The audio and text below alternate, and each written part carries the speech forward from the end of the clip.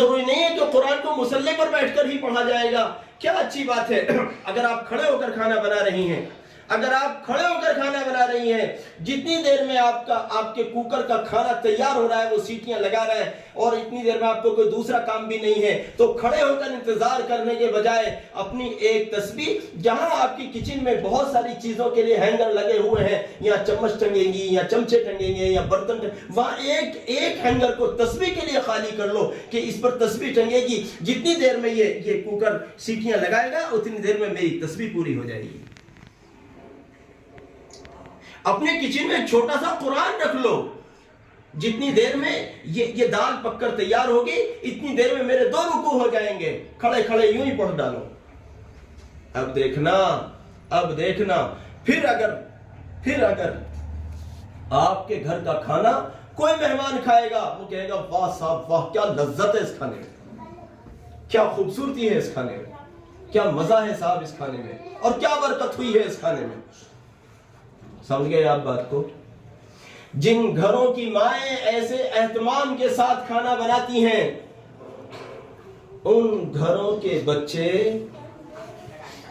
نیک صالح پیدا ہوتے ہیں. سمجھ لیجئے گا بات کو. ابھی میں کل کسی مسئلے پر کسی سے بات کر رہا تھا, کسی نے مجھے ایک پرانی بات یاد دلائی. انہوں نے کہا ہر کامیاب مرد کے پیچھے ایک عورت ہوتی ہے. ہر کامیاب, دیکھو یہ تہجد میں جو رو رہے ہیں نا مسجدوں میں, یہ تہجدوں میں اٹھ کر جو آپ کے بیڈ کے سائڈ میں مصلی بچھا کر آپ کے شوہر رو رہے ہیں, آپ سمجھتی ہیں بڑا اللہ والا ہے میرا شوہر, مصلی بچھا کر رات کو روتا ہے. ہاں بالکل ٹھیک بات ہے کہ بڑا اللہ والا ہے, لیکن اس اللہ والے کے پیچھے تمہاری طہارت اور تمہاری نیکی اور تمہارا ذکر اور تمہارا اذکار اور تمہاری دعائیں, تمہارے جو دل میں جو اللہ کا نور ہے, اللہ کی عطا فرمودہ جو ہدایت کا نور جمع ہے, وہ نور اس مرد کو تہجد میں اٹھا کر رلا رہا ہے اللہ کے سامنے. تم ایک دن باوضو کھانا بناؤ اور ایک دن بے وضو کھانا بناؤ, دونوں دن میں اپنے مردوں کے حالات کا فرق اپنی آنکھوں سے دیکھنا. میں نہیں آؤں گا دیکھنے, میں نہیں آؤں گا بتانے کے لیے, آپ خود دیکھ لینا, آپ خود دیکھ لینا. آپ چاہتی ہو کہ آج مہمان آ رہے ہیں اور صاحب بڑے اسپیشل گیسٹ ہیں, بڑے اسپیشل مہمان ہیں, کھانے میں بے عزتی نہیں ہو جائے. میں کہتا ہوں الٹا سیدھا بنا دو, کوئی اہتمام کرنے کی ضرورت نہیں ہے, بس ایک نیک کام کر لو. جتنی دیر میں کھانا بن رہا ہے اتنی دیر اللہ اللہ کرتے رہو. اللہ نے چاہا تمہارا الٹا سیدھا دوسروں کے سلیقے سے بھی زیادہ آگے بڑھ جائے انشاءاللہ. اس میں وہ لذت, وہ نورانیت, وہ روحانیت ہوگی کہ وہ دیکھنے میں چاہے جتنا سیدھا سادہ ہو. ارے ابھی کل ہی کی تو بات ہے, ابھی کل میں ٹرین میں تھا تو ایک کتاب ایسی, بس وہ میں پی ڈی ایف میں پڑھتا تو نہیں ہوں, لیکن اچانک کوئی کتاب کھل گئی. میں نے ایک واقعہ پڑھا کسی ابھی دور حاضر کی بات, جس دن میں بات کر رہا ہوں اس دور کی بات کر رہا ہوں, ایک خانقاہ کے متعلق. سنیے, بالکل ایسا نہیں کہ پرانے بزرگوں کی بات نہیں کر رہا ہوں, دور حاضر کی بات کر رہا ہوں, جس دور میں میں اور آپ زندہ ہیں اللہ کے فضل سے. ایک کسی خانقاہ کا واقعہ اس میں لکھا تھا, اس میں لکھا خانقاہ کا یہ حال ہوتا ہے, پورے گاؤں کے لوگ اور کہاں کے مہمان آ کر وہاں کھانا کھاتے ہیں, لنگر چلتا زبردست والا, اور خانقاہ میں نہ کوئی چندہ ہوتا, نہ کوئی چندہ آتا, نہ لمبے چوڑے ہدیے آتے, نہ لمبے چوڑے یہ یار وہ ہوتا. کہتے ہیں کہ وہاں کے شیخ کا یہ عالم ہے کہ خادم کو بول دیا, جو باورچی جو بھی کھانا وانا بنانے والے ہوتے ہیں ان کو بول دیا بھائی دیو چڑھاؤ. دیو چڑھا دی گئی, اس میں پانی ڈال دو, ڈال دیا گیا. اب جو بھی میسر ہے, تھوڑی سی دال ہے, دال ڈال دی, کچھ چھوٹی موٹی سی سبزی وبزی سی ہے وہ جو بھی مطلب میسر تھا وہ ڈال دیا, اور نہیں میسر تھا تو بس پانی ہی ابال دیا اور ڈھک کے رکھ دیا. اور تھوڑی دیر کے بعد وہ شیخ صاحب اس کو پانی کو رکھوا کر اور اپنے کمرے میں جا کر تھوڑی دیر وہاں درود شریف پڑھتے ہیں, اور واپس آ کر اس دیگ میں دم کر دیتے ہیں, اور دیگ کو ڈھکوا کر تھوڑی دیر کے بعد کہتے ہیں اتار کر لے کر آؤ بھائی, کھول کر نہیں دیکھنا.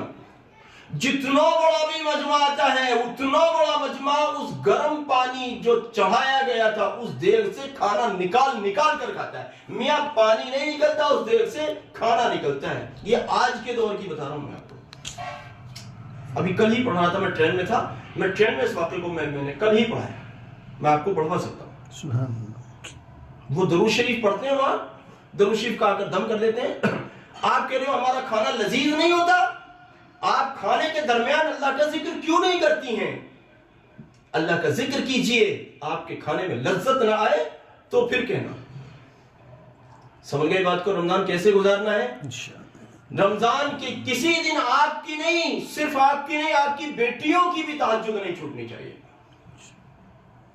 आपके बेटों की तहज्जुद नहीं छूट। ये कौन सी बात रही कि बेटा 15 मिनट है, जल्दी जल्दी उठो और उल्टे सीधी मिसवाक करो, उल्टी सीधे मुंह हाथ धो और जल्दी जल्दी से दस्तरखान पे बैठ जाओ। नहीं, ये नहीं। घर का हर फर्द सहरी में इतना पहले उठे, अपनी सब जरूरियात से आराम से फारिग होकर वुजू कर ले और 2-4 रकात तहज्जुद की नीयत से पढ़ ले। अच्छा, मर्दों को कहता हूं कि ये शर्त नहीं है कि आप तहज्जुद मस्जिद में पढ़ने जाएंगे। मैं तो यूं कहता हूं तहज्जुद मस्जिद में पढ़ने जाओ ही नहीं।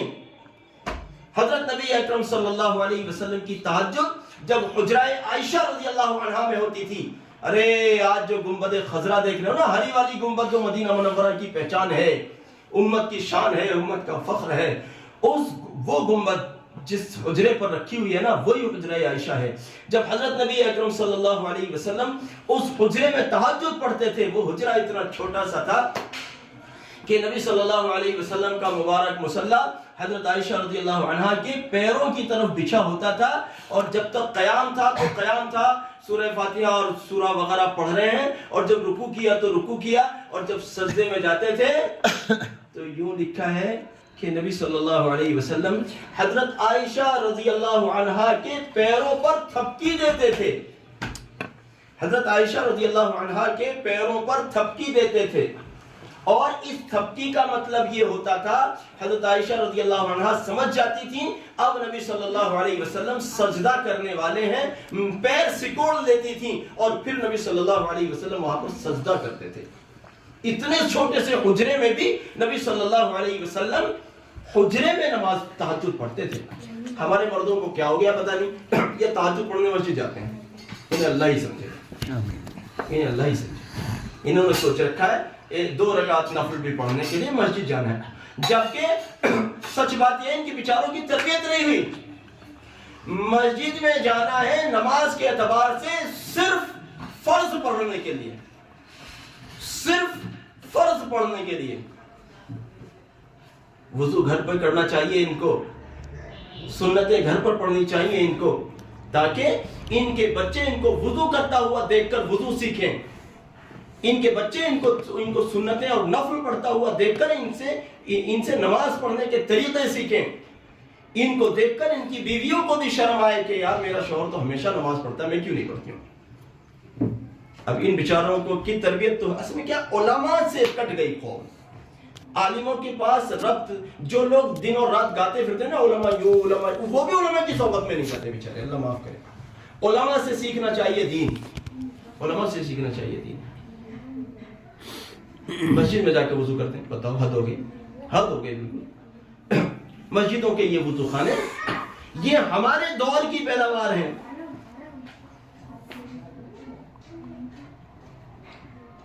हमारे घरों में टॉयलेट तो हो सकता है, वुजू खाना नहीं हो सकता। क्या हैरत की बात है, ये मुसलमानों के घर हैं जिनमें वुजू खाने नहीं है। इस्तिंजे की जगह मौजूद है और वुजू की जगह मौजूद नहीं है। बड़े बड़े सेठों के घरों में ये हाल है। घूमने के लिए पार्क हो सकता है सेठ साहब के घर में, लेकिन वुजू करने की जगह नहीं है। खड़ो कर लो जी, गुस्ल खाने में खड़ो कर लो जी। क्यों? घूमने के लिए घर से बाहर जगह नहीं थी, उसको घर में बनाया। स्विमिंग पूल हो सकते हैं मगर वुजू नहीं हो सकता। ये हमारे कौम का अफसोसनाक पहलू है।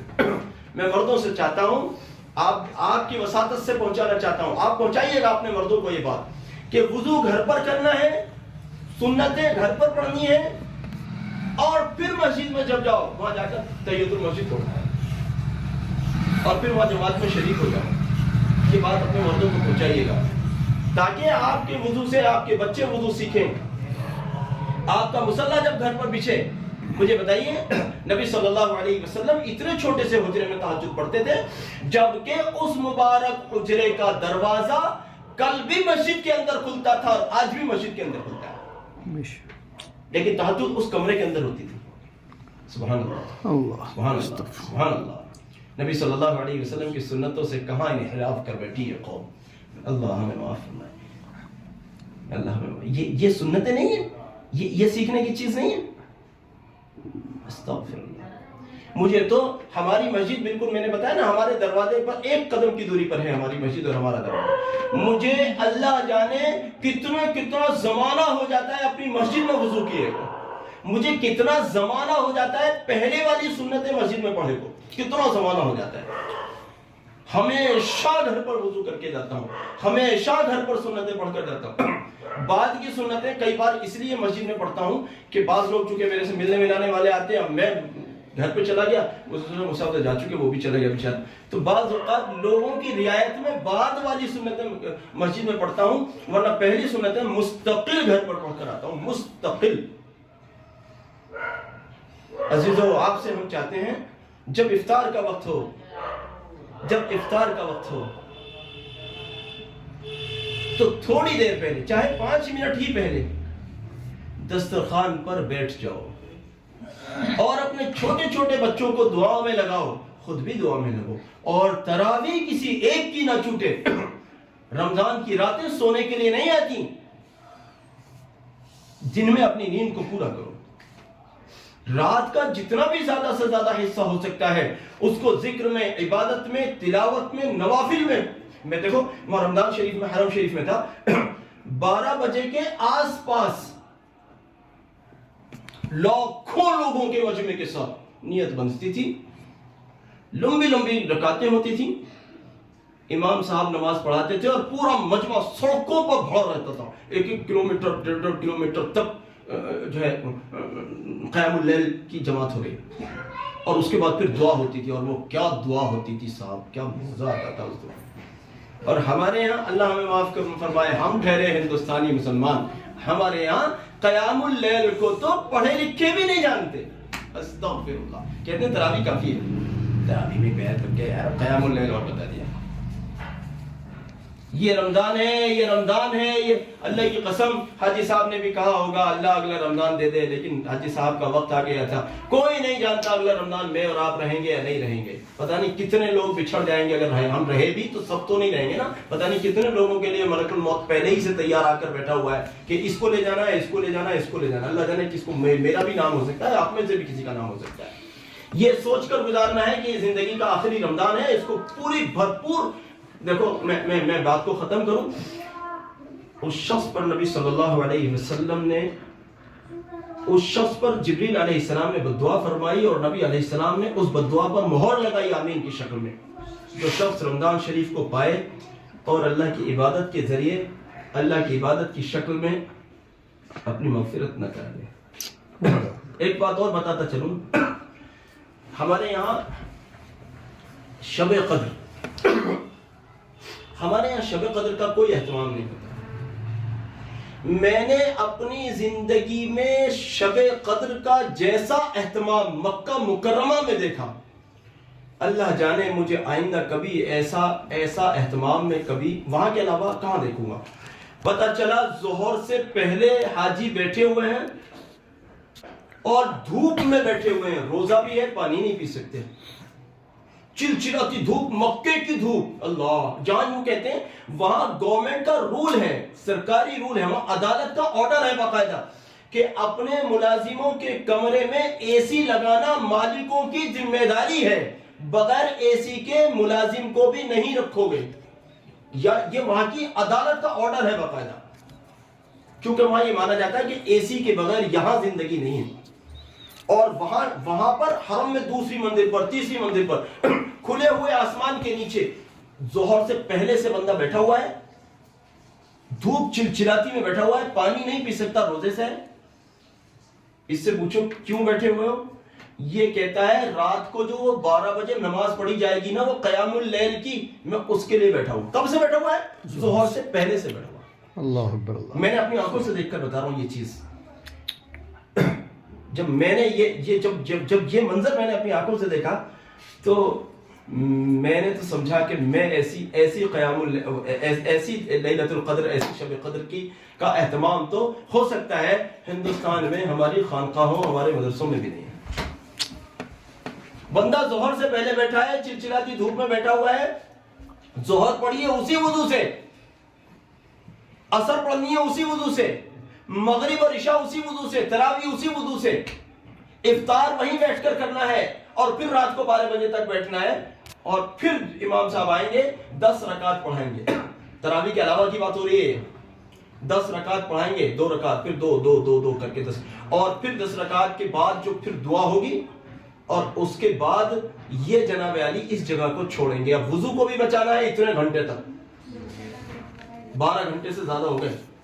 وضو بھی بچانا ہے، دھوپ کو بھی جھیلنا ہے، روزہ بھی وہیں افطار کرنا ہے، قیام اللیل بھی ایسی تو ہم نہیں کر سکتے، لیکن کچھ تو کم سے کم مثال پیش کرو کہ شب قدر میں ہم انشاءاللہ جاگ کر گزاریں گے. ٹھیک ہے، کریں گے اپنی نسلوں کو بھی یہ سوغات دینی ہے. اللہ توفیق عطا فرمائے ہمیں بھی، آپ کو بھی، ہم سب کی نسلوں کو اللہ تعالیٰ یہ نعمتیں عطا فرمائے. یہ رمضان میں بھی 2-3 دن بچے ہیں، اللہ کرے ہم پہنچ سکے رمضان تک اور رمضان کی برکتوں کو حاصل کر سکیں. جزاک اللہ، آپ نے بڑے سکون سے بات کو سنا. اللہ تعالیٰ عمل کی توفیق عطا فرمائے. ہماری درخواست رہے گی کہ حاجی صاحب، حجن صاحبہ اور مولانا سہیل صاحب کی والدہ اور جو بھی لوگ اس گاؤں سے چلے گئے ہیں ان سب کے لیے بھی دعا کی جائے. بسم اللہ الرحمن الرحیم، الحمد للہ رب العالمین الرحمن الرحیم، اللهم صل على محمد النبي الأمي وعلى آله وسلم تسليما. ربنا آتنا في الدنيا حسنة وفي الآخرة حسنة وقنا عذاب النار. ربنا آتنا في الدنيا حسنة وفي الآخرة حسنة وقنا عذاب النار. ربنا ظلمنا انفسنا وان لم تغفر لنا وترحمنا لنكونن من الخاسرين. یا اللہ اپنا فضل فرما کر اے اللہ رمضان تک پہنچنا ہمیں مقدر فرما. اللہ رمضان کی برکتیں ہم سب کو نصیب فرما. اللہ ہمارے گناہوں کو رمضان کی برکتوں کے اور ہمارے درمیان میں حائل نہ ہونے دے. اللہ ہمارے گناہوں کو معاف فرما دے. اللہ بھیک مانگتے ہیں، اللہ رمضان کی برکتیں نصیب فرما. اللہ رمضان کو ہمارے لیے سوغات اور تحفہ اور تبرک بنا کر اے اللہ ہماری زندگی میں داخل فرما. اے اللہ فضل فرما، اس رمضان کو پچھلے سب رمضانوں سے بہتر گزارنے کی توفیق عطا فرما.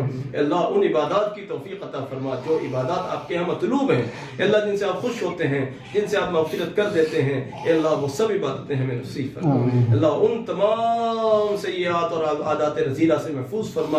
اے اللہ جن سے آپ ناراض ہوتے ہیں، اللہ جو آپ کے یہاں اے اللہ آپ جن سے رکنا چاہتے ہیں کہ امت رکے، آپ کے بندے رکیں، اللہ ان سب رکنے والے اعمال سے ہمیں محفوظ فرما. اے اللہ فضل فرما. اے اللہ اس سارے مجمع کو قبول فرما. جو باتیں کہی گئی ہیں ان باتوں کو اے اللہ جو اگر کوئی غلطی کوتاہی ہوئی ہے تو معافی کے ساتھ اے اللہ ان باتوں کو قبول فرما. سننے والے سنانے والے سب کو قبول فرما. اے اللہ اسی طرح سے بلکہ اس سے بہت اعلیٰ و حسن طریقوں پر اے اللہ رمضان کو گزارنے کی سعادت نصیب فرما. ہماری نسلوں میں بھی دینداری کو قائم فرما. ہمارے اجداد کو یا اللہ ہمارے اعمال کا فیضان عطا فرما، ان کی مغفرت فرما. خصوصاً حاجی صاحب، حجن صاحبہ، مولانا سہیل صاحب اور اس گاؤں کے جتنے بھی متوفین ہیں اللہ ان تمام متوفین کی اللہ ان کو ان سب کی مغفرت فرما. اے اللہ جو یہاں اندر بیٹھ کر سورہ یاسین شریف کی تلاوت ہوئی ہے اللہ اس کو قبول فرما. اس کا اجر و ثواب ہمارے آقا و مولا حضرت محمد صلی اللہ علیہ وسلم کی ذات والا صفات کو عطا فرما. اللہ ان کے سب اہل اور عیال کو، ان کے سب اہل بیت کو، ان کی سب اولاد کو جو قیامت تک آئیں گی ان سب کی ارواح مبارکہ کو عطا فرما. تمام انبیاء کرام، ازواج مطہرات، اے اللہ تمام خلفائے راشدین، صحابہ کرام، اولیاء، اتقیاء، اہل اللہ، مشائخ، تمام مشائخ سلسلہ، تمام بزرگوں کی ارواح کو عطا فرما. اور اے اللہ ان سب کی برکت سے حاجی صاحب، حجن صاحبہ اور مولانا سہیل صاحب اور یا اللہ دیگر تمام کی ارواح کو عطا فرما. اے اللہ اس کی تمام برکتیں اور فیضان ہم سب کو بھی عطا فرما. اس گھر میں خوب برکتیں عطا فرما. جتنی بہنیں اور جتنے بھائی یہاں بیٹھے ہوئے ہیں, جتنے علماء بیٹھے ہوئے ہیں, ان سب کے مسئلوں کو حل فرما. اے اللہ یہ عید آئے تو اے اللہ برکتوں کے ساتھ آئے. اے اللہ شیطان اور کفار کی ہر شر سے اللہ رمضان کو اور امت مسلمہ کو اور یا اللہ عید کو اور یا اللہ قبل عید اور بعد عید کے تمام مواقع کو اے اللہ محفوظ فرما. اپنے حبیب صلی اللہ علیہ وسلم کے طفیل ان دعاؤں کو قبول فرما. وصلی اللہ تعالی علی نبی الامی الکریم.